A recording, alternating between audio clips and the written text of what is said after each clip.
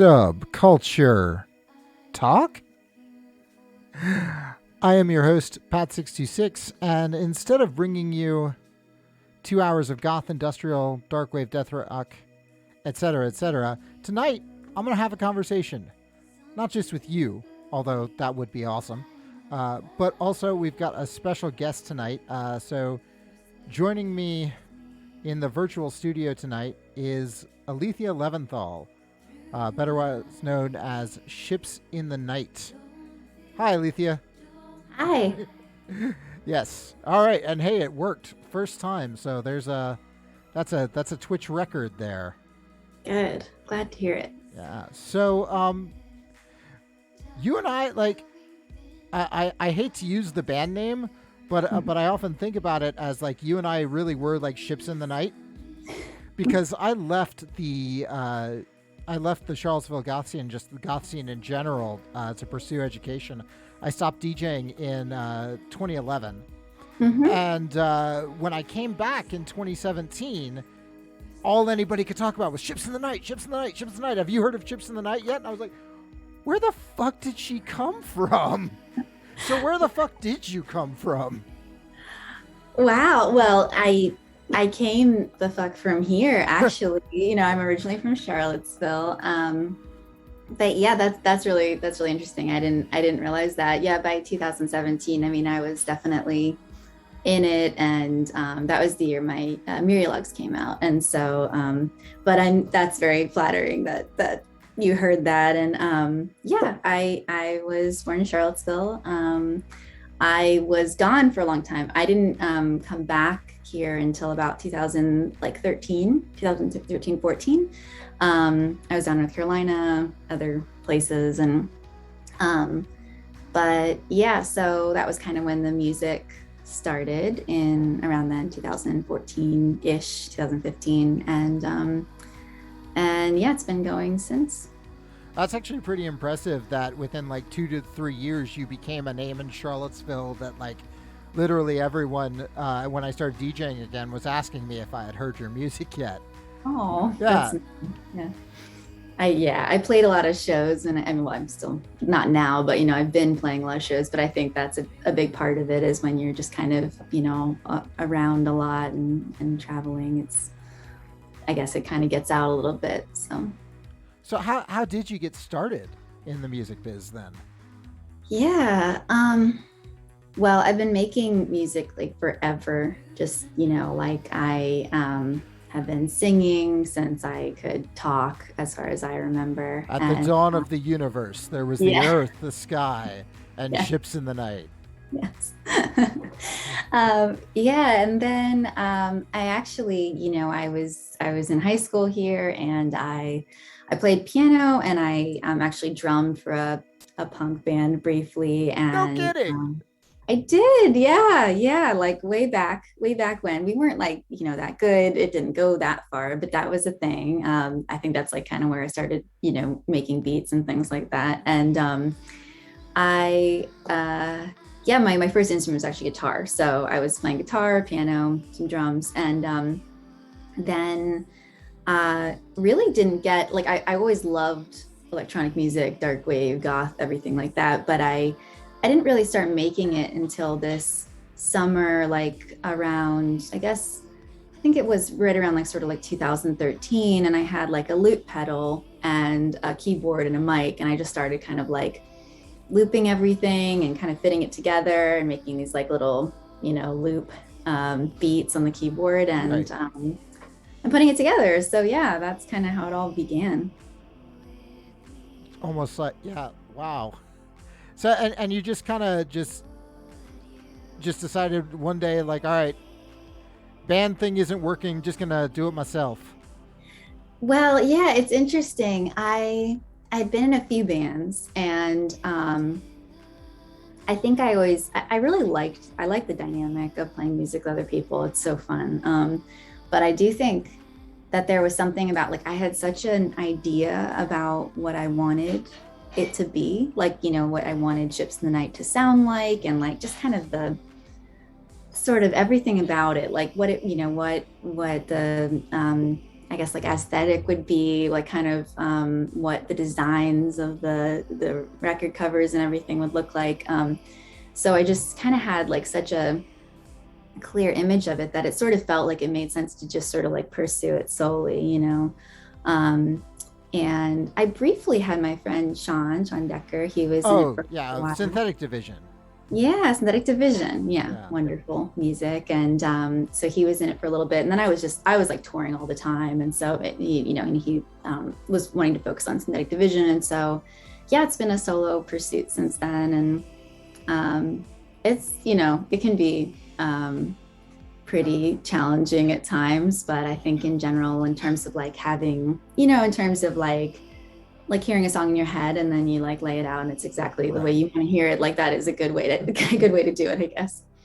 Oh, and anybody that's ever been in like a D&D group will tell you that trying to get like 5 adults together on a regular basis is Yeah, totally. No, it's really hard. And I definitely, like throughout the pandemic, I've been like a little bit thankful that I, you know, I had everything I needed like right here to be able to make music. I know it was like really hard for people who were separated from their bandmates, and yeah. yeah, we all learned how to use Zoom very, very quickly. Yeah, I'm still kind of learning, but I know what you mean. So am I, and I'm trying to run it on this interview. So we're gonna Yeah, we're gonna make mistakes together. It's great. yes, we're learning. So, you know, I didn't know anything actually about like the drumming for a punk band and starting out on guitar. So what ultimately made you want to make Ships in the Night kind of the ethereal synth band that it's become? Yeah, it was like you know, I my music like taste is like super diverse and I listen to a lot. But in terms of like what really kind of like feels like home to me sort of with music, it's always kind of been that world. You know, I like from a really young age, I like always loved when songs would pull in a lot of strings and make these like big swelling, you know, kind of orchestral like arrangements and things like that. And Yeah. always like loved that and like wondered how they did it. And then same sort of thing with kind of these like ambient sounds and like this atmospheric kind of synth thing. Like I always like I just remember having a lot of like instances of hearing music and being like, how do they do that? You know, when I was like 13 or something. And then, so it was pretty clear, like when I started that I like wanted it to have this sound, but it also wasn't really like, it's a weird thing because it just feels like it was really like authentic. Like I wasn't like, gosh, it has to sound like this, or I want, you know, it to be influenced by this music or something. It just really kind of was all of like a culmination of everything I love kind of coming together. And that's why there's like songs that have kind of like heavier like trip hop beats, and then there's things that are like really soft and airy, and then, you know, it's a kind of, because It's all over the place. Yeah. it's kind of all over the place. Yeah, I think it is. I feel like there's a lot of like, sometimes when I'm putting together an album, I'm like, how is this all gonna fit on, like, how does this make, nothing makes sense. But I think, you know. Which I will say, because I'm going to get into this a little later, it does make sense. So don't worry about that. Thank you. It made sense. I've got all my notes here talking about that. I did have a question actually about the new album, Layton Powers, which is out on Cleopatra Records right now. Is it just a coincidence, or were you listening to like Heathen era David Bowie while writing this album? Oh yeah, I'm always listening to David Bowie all the time. I thought I had my David Bowie mug. I'm a huge Bowie fan. So Yeah, that's yeah. I was sitting there listening to It Goes Down, and I was like, Uh-huh. is that the synth sound from 515, The Angels Have Gone? Wow. I don't have it. I'm not that tied into it, but I like, you know, like I wish I knew what sound that was. You know, to be honest though, I've done that more recently. Like I've been listening to, and I'm like, I need that sound. What is that sound? You know, not just with Bowie, but yeah, you know, I love Bowie. I mean, I don't know. I'm trying to think of what I was like really listening to. I mean, I made the album this summer. That's the thing, you know, it was kind of a crazy situation. where, well, we can get into it, but basically, Yeah, I this kind is of. your interview. Get into it. Oh, okay, sure, yeah. Well, in that case, let's see. So it was like it was kind of around like I think late spring of this Hmm. year, this past year. It's still 2021, right? It Yeah. for Or another couple of days. Yeah. okay, got it, got it. So it was in spring. I started. I was talking with Cleopatra, and there was this sort of offer to sign with them and put a record out, which was really exciting. And I'd sort of had like pieces of Leighton Powers on person, like kind of coming together for a while. Like some of the songs had even been like kind of had started them right after Myrialogs came out. So that was like in 2017. And then at first it was like, I'm going to release it in October 2020. And then, when the pandemic hit, it was like, can't tour on it. And that doesn't seem like it seemed like just a really, it was a hard time for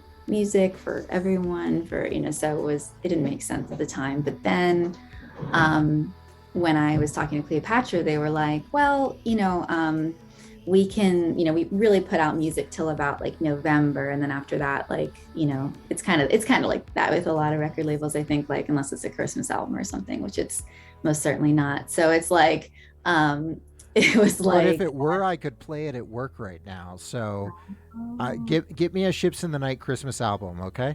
you could tell them that it is. I mean, Leighton Powers, it could have like kind of Christ-like things. I mean, it doesn't, but I feel Who like you can. listens to lyrics in the store anyway? Yeah, yeah.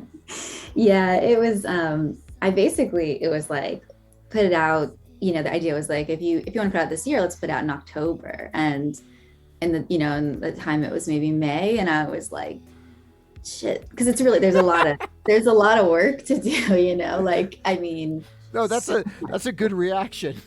shit. Yeah, like I was like, I don't know if that's possible, but I was like, I have to do it because the idea of waiting, there's all these silly rules of music, it's like, yeah, it's like maybe you don't put an album out like after Thanksgiving time, but then also it's sort of like, yeah, I mean, you can release music at any time, but it's kind of like January is sort of like, oh, maybe don't release it then. And so I was like, it's gonna be a long time from now if I don't put it out right now, in October.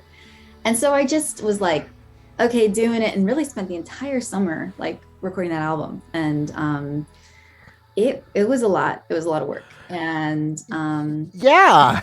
it happened, and it's I can't believe it happened. It's kind of hard to like believe that it actually came to fruition. You're sitting here telling me right now, and I'm having a hard time believing that you recorded this album in the stretch of of a season. Yeah, yeah, for the most part. There were like three skeletons of songs. Like I think it was, well, actually, that I should be like, if I'm really being clear, it's like Lost Times is on it. It was recorded already. That Yeah. song was a book. Killing Moon, I did in this last winter. I mean, I didn't write that song, but I so there were a few that were either like already out or were, like and so it wasn't like an entire, it wasn't like the all 10 songs I had to craft, but it was like, a good six or seven were like sort of from scratch. And I had like, maybe I think there were like three or four that I had like kind of bare, like I call them skeletons, but like it has like a couple of the lyrics, and there's some chords, and there's like maybe a beat, but it's not really fleshed out yet. And then there's a lot of humming that you hope to fill in later. Yes. Yeah. A lot. And I get really, I just get so into adding like layers and layers and layers. And I have to like stop myself from just making it just way too annoyingly like, you know, A thick wall of sound. yes. You stop at around like maybe a door. I I try. I love, one of my favorite like things about when I first was making music is I have this song Elegy, and I was writing it, and I was feeling really good about it, and my computer kept crashing, and I was like, Oh what's no. going on? And I realized that I had 26 like synth tracks, like not drums and the like just like synths, different sounds on top of one another. And I was just like ruining my computer, and I was like, and ever since then I've been like, Alethea, it doesn't sound better when you add more. Like it actually usually sounds worse. Like things that you hear that sound good, really good live are usually they're pretty like, like sparse actually. Like things that, like when you hear a beat and like a bass and, anyway, Oh, less is more for it's a cliche for a reason. it is a cliche for Yeah. a reason. Yeah. I I don't know. I'm now just imagining a little like laptop computer with tears coming down of it, like just like, oh, mom, stop. Yeah, Uh, really. That's what it was like. That but was like, but beyond just the act of writing the music, though, like a lot of work goes into recording. Even once the songs are written and perfect, and you're like, yep, never touching that again. There's still so much that goes into a recording. Like, yeah. it sounds like you were pulling a lot of long days. Yeah. Oh, yeah. Like a lot of, I mean, days is it's like it was like nights, like the just a stretch of days where there was really like no real time that I could differentiate that was like sleeping and waking, because it was kind of like all awake and then I would like sleep for a few hours and then I get back to it. And it was really a pretty wild time. And I like working like that though. I hate to admit it, but it's kind of like a fun place to be in its own way a lot of times, like Just really diving into it. And yeah, it's just this like flurry of like creativity and kind of this like overwhelming. I wouldn't want to like do it again anytime very soon, although like I always kind of say that and then I like end up wanting to do it again. But I feel like I could use like a month or something, but it's but if, it's but if definitely, Cleo comes to you in the spring again and is like, all right, Alethea, where's the follow up? yeah. Yeah, then it'll definitely be happening. I mean, I do, I really do enjoy it. I mean, it's interesting, like performing and recording are such, different skills, different, like they feel very different, but they're both really just, they really have their, really, there's some really good things about both of them. And some bad things about both of them too, Yeah, like, I guess that's the thing with a show is that if a show is going badly, the good news is it's going to be over in an hour. Whereas if you're having a rough time recording that day and you're supposed to release the album in October, yeah. That's a good point. No, yeah, it is. Yeah. And it's like, yeah, it's always interesting when you hear about like a band like scrapping an album. I always think that's so, I'm like, wow, that's, like they just write, like record a whole thing and then they're like, that's not the album. Like I've heard about that happening and that's never really happened to me. I usually like, I have to feel pretty good about it as I'm going along. Like yeah, if there's something where like I sort of feel like intuition with the songs a little, like if it's gonna be something I'm gonna like in the end. And I write pretty carefully, like especially lyrics and things like that. I'm like really like it has to be something I'm willing to say or like sing like, hundreds of times because I'm going to do that. You know what I mean? So it has to be like something I really feel. And I'm yeah, like it's just really like it's just really personal. Like it's not I think like music is always really personal, but it's like I don't like I have pretty like high standards for like what I like let kind of go through. You know what I mean? Like I have to really like it. so is there a lot that then just like comes out of your mouth or goes onto the page or the screen or whatever, and then you're like, no, that's trash? Is there a lot left on the cutting room floor, or by the time you try singing it, has it already been like, no, this is gonna work? Yeah. Yeah. It's pretty much by the time I've like, well, definitely by the time I'm recording it, but also like I mean, this summer, the one thing that was like I would say the hardest task was that I was working on the song The Fire, and I really felt like I needed it to be something that felt really good and special. Like I wasn't kind of willing to sort of like half-ass it. I'm not, I don't really, but like it was really like I really want to feel good about this one. And I kind of wish like you could have seen the process of the lyric writing because it was so funny. It was like writing lyrics and like scratching a word out and then like writing it again and like just like the it, and then like it's kind of this weird like sewing like little pieces of different things together, and then of course there's like the hard part I think is the hardest part, and people don't talk about this that much, but it's like the not the writing the lyrics or writing the melody, but how do you like mash those two together, like how do you like what's the phrasing and the timing of your how do you make it all fit. And so there's a lot of trial and error, but Is it one of those things where one usually comes before the other, or is it sometimes you write the lyrics first and then the melody, and other times you write the melody and you're like, now what the hell am I going to sing? yeah I most of the time write the melody first, and I usually will have melodies kind of like come to me when I'm like, it's pretty typically for some reason, and I guess it just has to do with like motion, but when I'm like driving or when I'm walking around, I will like sort of hear melodies or like kind of, something will come into my mind. And sometimes it's like a dream, like I'll dream a melody up a little bit and I'll use some piece of that. And so then I have this melody, and then it's like, I've always like written some poetry and things like that, but these days my like poetry is like lyrics. Like it's like most of the stuff I would write for that I would use for ships. And so it's like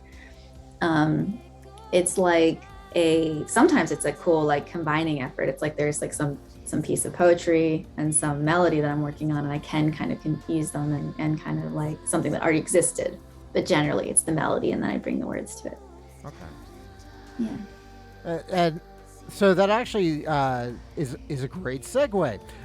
So I was listening to I've listened to the album a lot since it came out, but today especially in preparation, I was just kind of listening to it over and over and over again, and noticing some themes. And I'm wondering if that's a benefit of just writing it all in quick succession, or if that was done on purpose. Were there certain like thematic elements that you were going for here?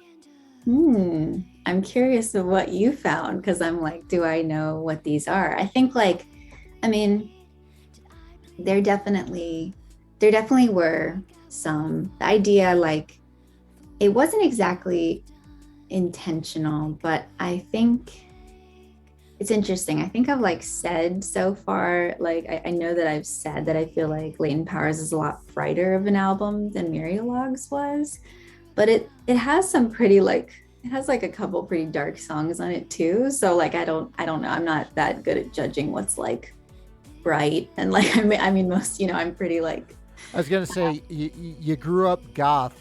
yeah. You're not a good measuring stick for what's bright. No, I'm certainly not. Like I really I feel like you have a song on here called "Last Days," and you're like, I think this is the brighter album of the two. hey, that song. I feel like that song is pretty bright, although it is called Last Days. Yeah, that's a really good point. Maybe I need to look at this more. I think like I think it's like not that it's maybe not like brighter, like happier, but I do feel like there's like a little bit more hope in it. And it's and Leighton Powers is like the name that like immediately stuck for it, because it it's this idea of hope, kind of, right? Like that's and feeling powerful. And so that was like kind of a theme in it, like like a song like When I Was Found or something like that kind of is on that theme. And yeah, it's funny. I don't really go for like themes, I would say. It's never like I'm thinking like, okay, and then this song is going to be, and how to like, make it work. Like I said, it always feels pretty out there. Like, is this gonna fit together? But I do think there's some threads. Well, yeah, because I mean, part of that probably just, being written when it's being written in totally. Yeah. Like in a global pandemic that was supposed to be like 6 months and is now 2 years.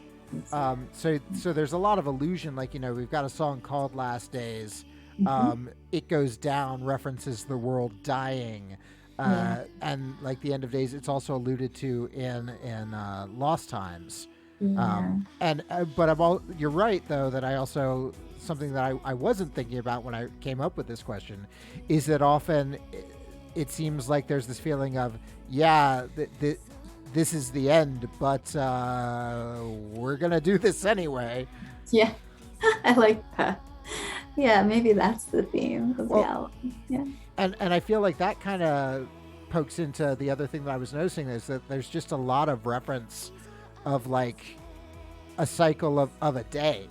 Mhm. You have like First Light, Sun One, which talks about a twilight prison. Yeah. It goes down while it never comes out and says, what's going down there. There's this idea of like the sun goes down, and you've almost got this progressing through the album, finishing with a cover of the Killing Moon. Mm-hmm. But the thing about days is even when they end, another one comes around. Mm-hmm.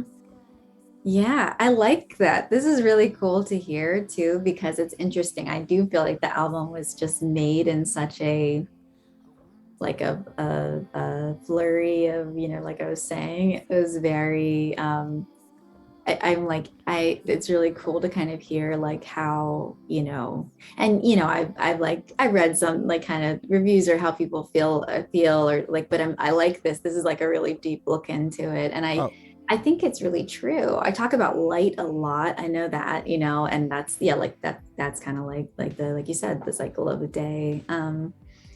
And yeah, I think that's a good way. And there is definitely like end of world themes like going on. That's for sure. I mean, and that was yeah, like it's like kind of a thing like even if you like weren't even thinking of even if you just kind of like where I was going to write some random words down right now, they'd probably have to do with that just because of how things have been last 2 years.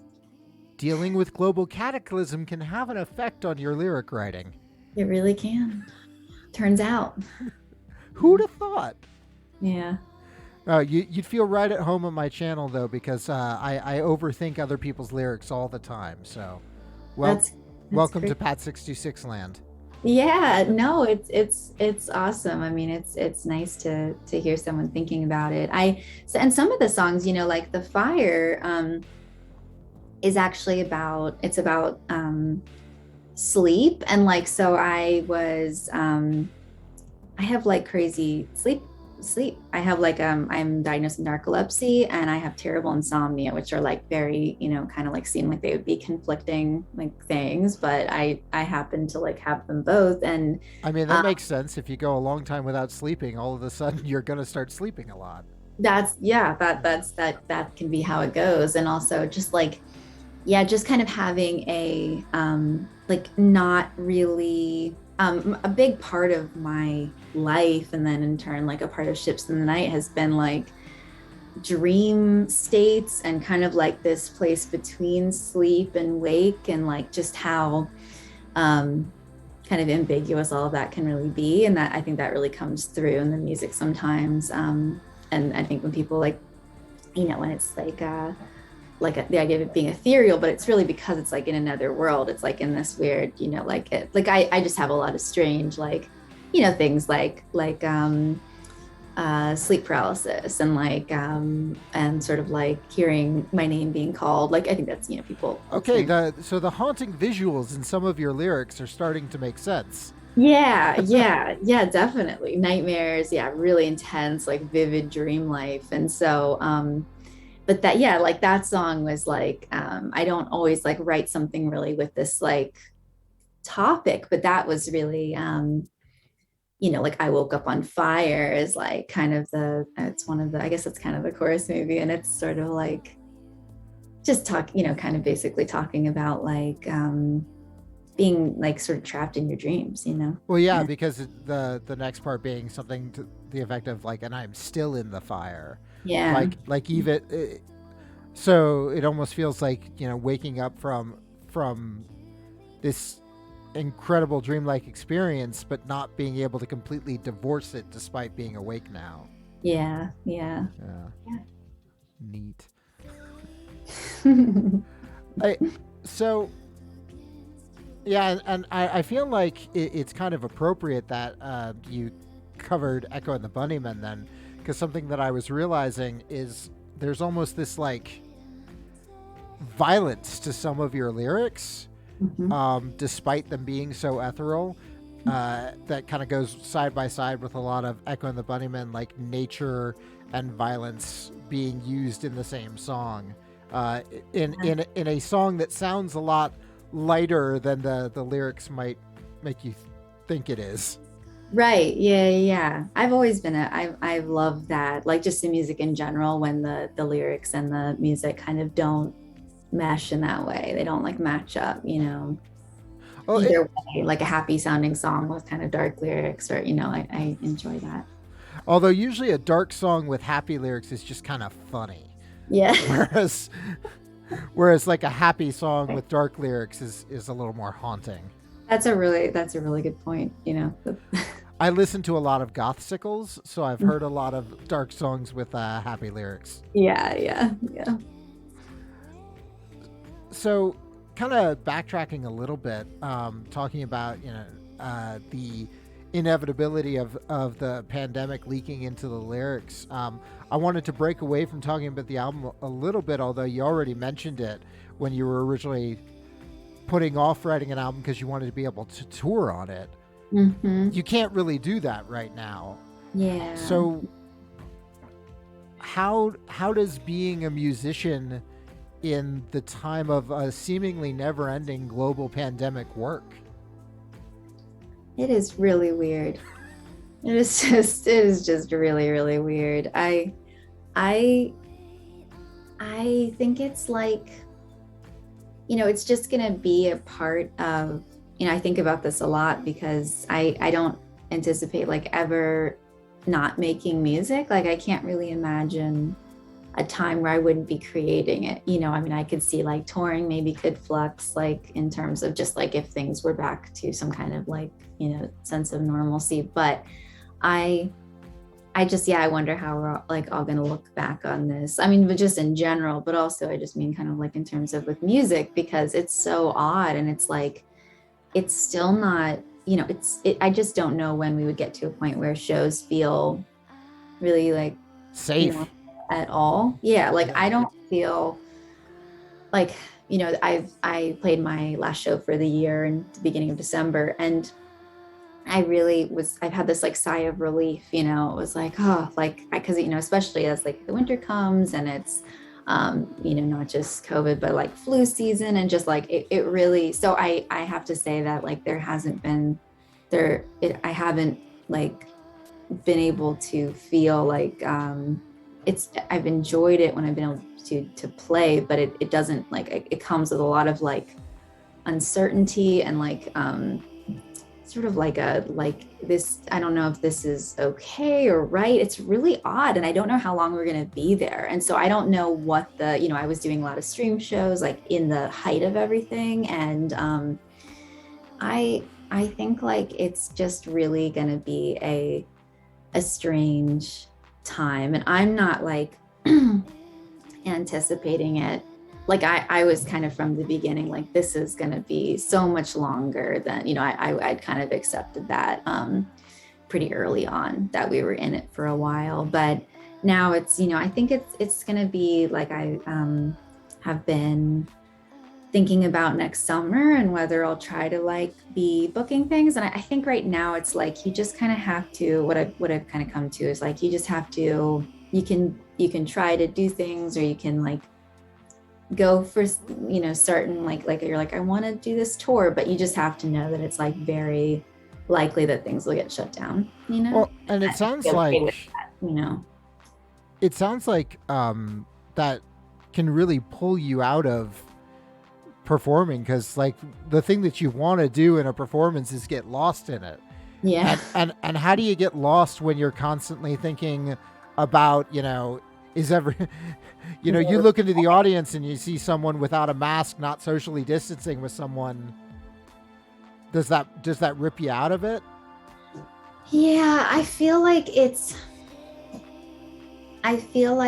there's kind of had to be like I've really been thinking about a lot since I haven't been, since last, I mean, it's funny, like it used to be that if I went for like 2 weeks without playing a show, that was forever. That felt, because I play Right. a lot. And now it's been so, few and far between, it feels like, but um, it definitely feels like um, just that everyone's kind of like confused, and like a little bit like, and it's confusing if people aren't confused, you know what I mean? Like if you're like at a club and people seem really confident and like they're just, like it's no big deal. It's like, oh God, that's like, you don't want to be around that. And Yeah, then that's there's just almost like, scarier.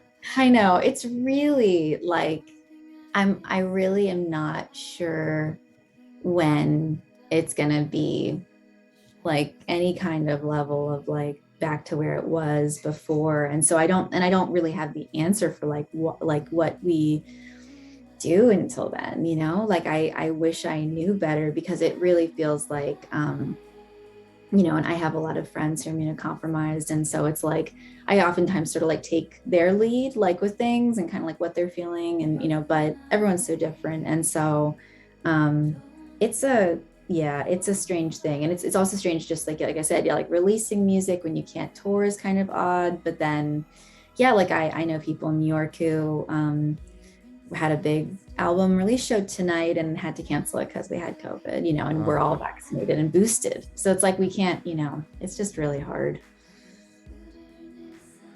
I It's don't hard. want. Go ahead.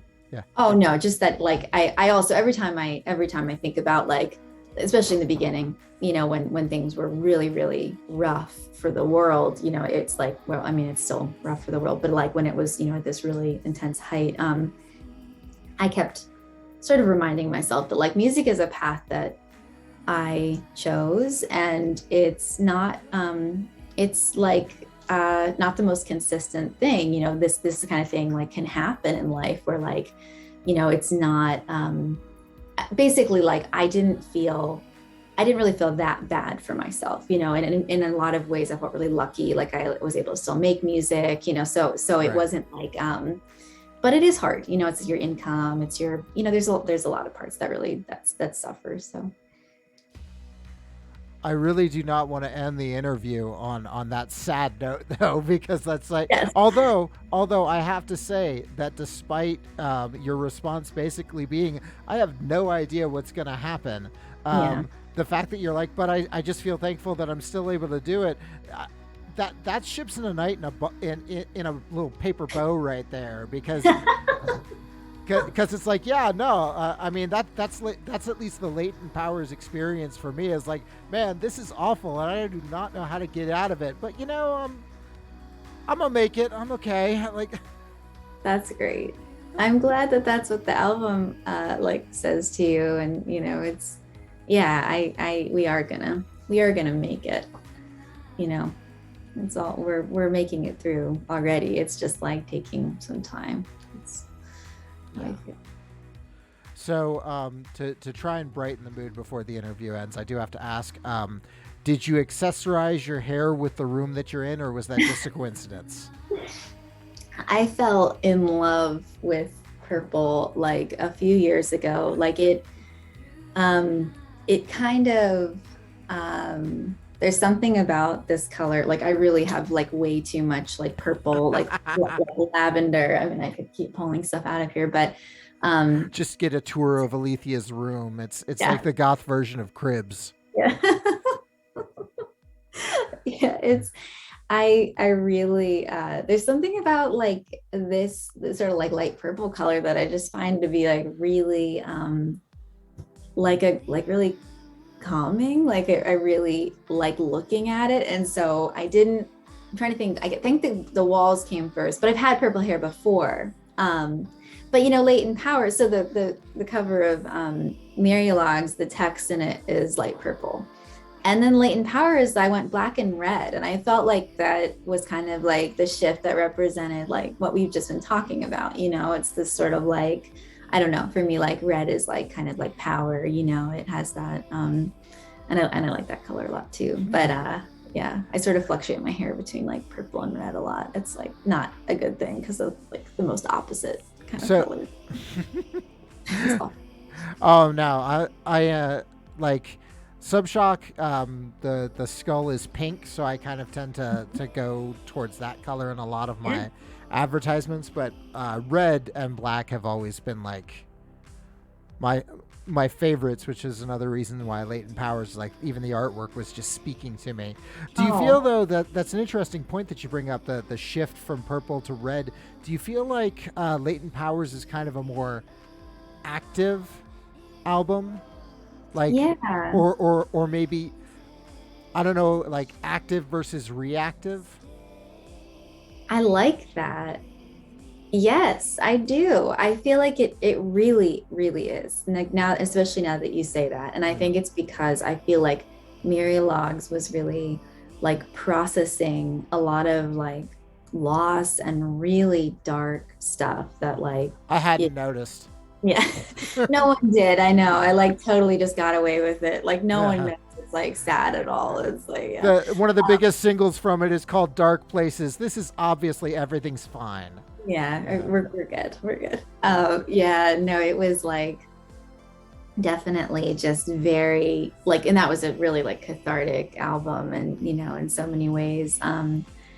But with Leighton Powers, it's like I like, yeah, like it's active because I was sort of creating, like the music wasn't so much like I need to get this out because I'm in pain, like I'm in pain and I need to get this out. It was like I get to create something of my own, sort of, if that makes any sense.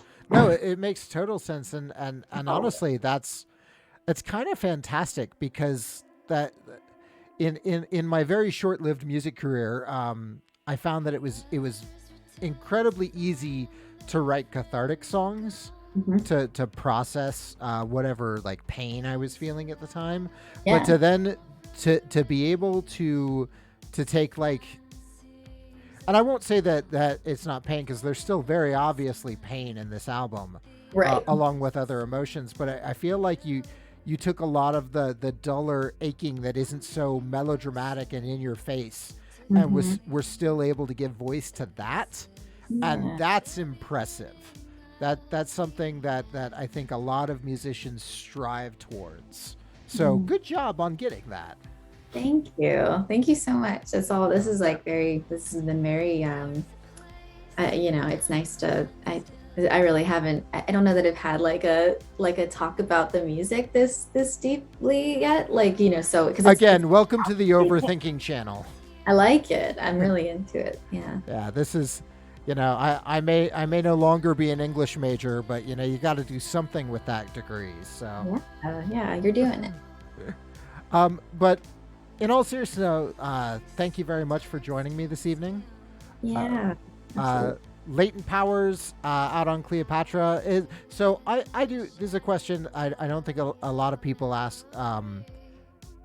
That I think they should. Obviously, the best answer for the fan is whichever way they can get it. But if people have an option of the best way to get to your album, do you have a preference? Do you think it should be listened to like just digitally or high quality CD, or like what? How do you want people to listen to this album? Yeah. Well, I do really put like a lot of time into the album as like a whole piece, with both the last two. And like with Leighton Powers, the digital album and the CD are different because the CD has these like segues between songs that the digital actually doesn't. So No like, kidding. yeah. Now I have to go get the CD. Oh, I'll send you one. I'll send you one. Yeah, no, I had the digital as a promo for this, but yeah. Yeah, so that I do think that that's really cool, but I think digital is great and fine too. It's not that different, but I do like fades and things that are a little bit more involved. And Kind of make it feel more like a cohesive whole then. yeah, and that's kind of because like with if a song's just being like played like on YouTube or Spotify or something, like it's gonna, if it has that weird segue, it might sound like, and might not sound as as good or as clean or something like that. But on the CD, if you're listening right through, it can be, it's cool. And so I think there's like two, or is it, I think it might just be two, like basically four tracks where like the two blend into each other. So, Huh. um, anyway, but yeah, so I do think, and I think physical is always very cool, but like I definitely listen to things digitally too. So I think like really whatever. And then, Bandcamp, of course, is like, you're always a great supporter on Bandcamp, and also just like with music in general, I feel like you do a lot for our Well, scene. So thank thank you. you. We're not here to talk about me though, but thank you. Oh. I'm going to start blushing over here. We're going to see why the Subshock skull is pink here. Now, I grew the beard so you couldn't see me blush. There we go. Yeah. Totally that, and not just because I'm lazy. Totally. But I keep trying to end the interview and keep having more wonderful things to ask you. But thank you very much for this conversation, and thank you for like being the inaugural interview, like for helping me to test out this whole process. Totally. I hope it went decently. I enjoyed it a lot. So I had a great time, so thank you. And I'm sure we'll hear from you again. You're always welcome in my virtual studio. So thank you. Yes, it's nice to be here. I'm gonna go ahead and cut the feed. And goodbye, everybody. Bye.